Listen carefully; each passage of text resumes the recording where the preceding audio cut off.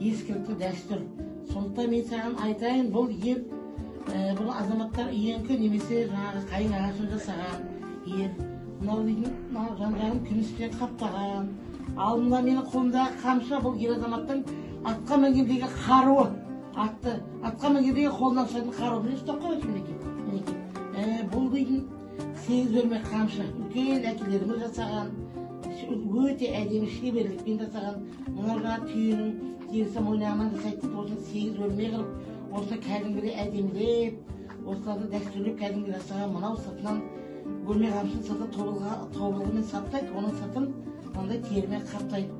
Бұл дәстүрден дәстүрге жалғасып, мінекей менің ата-бабамнан қалған ескілікті осы мәдени заттар енді маған немереме бұйырып отыр.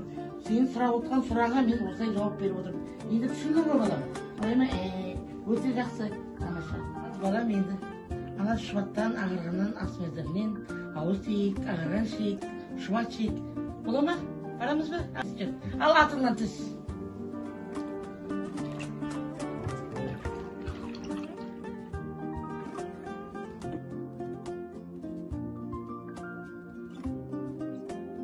Өте дәмді, өте тәтті, қапырылған.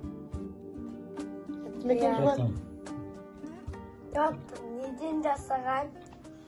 Бұл шұбат түйенің сүтінен жасалған. Сүті бірінші ашытып ұйтқыдайына аламыз. Одан кейін сауылып келген сүтті сүзіп, ол жаңа ұйтқының үстіне құямыз. Онда ол да тәтті шұбат болмайды болған. Ол әбден сапырылып, бапталып, сонда ғана ол тәтті ерекше шұбат болады. Ал жадырасын мына құрт осы айраннан жасалынады.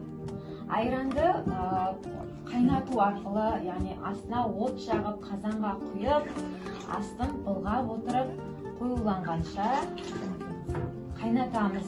Қоюланғаннан кейін секер салып, осындай тәтті құрт жасаймыз. Жеп көр бала.